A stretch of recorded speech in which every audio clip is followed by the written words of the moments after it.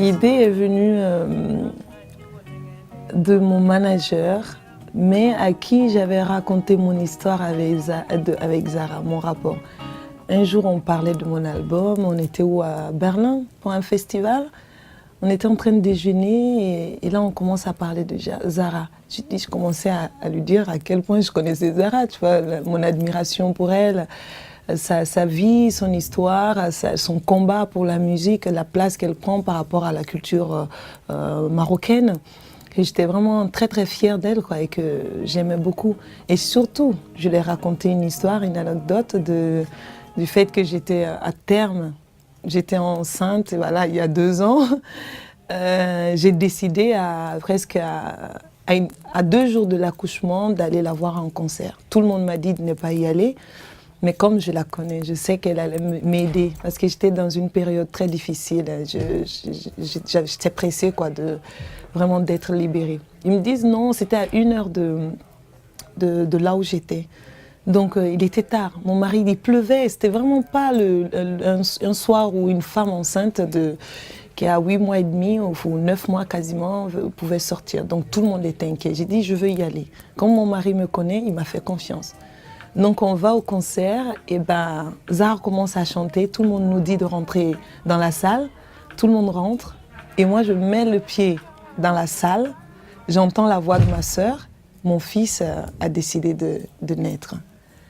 Donc elle m'a aidée voilà quoi. Alors que le jour d'avant, je suis allée voir le médecin. J'ai dit mais vous pouvez pas déclencher. Je dors plus la nuit. Je suis très très fatiguée. Donc maintenant je déclenche les accouchements. Voilà. Donc c'est une guérisseuse et quand j'ai raconté ça à mon manager, il dit ok. Qu'est-ce que ça te dirait de chanter? C'est super. Pour moi, c'était symbolique parce que donc on se rencontre il y a 12 ans. Je me souviendrai toujours de la voir arriver. C'est un guitariste qui s'appelle Abdoulaye Traoré qui me parle de Fatou. Il m'a dit il faut absolument que tu vois cette chanteuse. Et quand je la vois arriver, je suis vraiment impressionnée, quoi. Je suis impressionnée par elle. Et donc on fait les présentations, je vais la voir souvent en concert, et puis on se retrouve à l'Olympique Café, on allait souvent jouer, et je pense que c'est là aussi, on a improvisé, et c'est ça aussi ce qui est incroyable, je pense, quand on a un bon feeling avec un autre musicien ou une autre chanteuse, c'est quand on a la capacité de se laisser aller, d'improviser.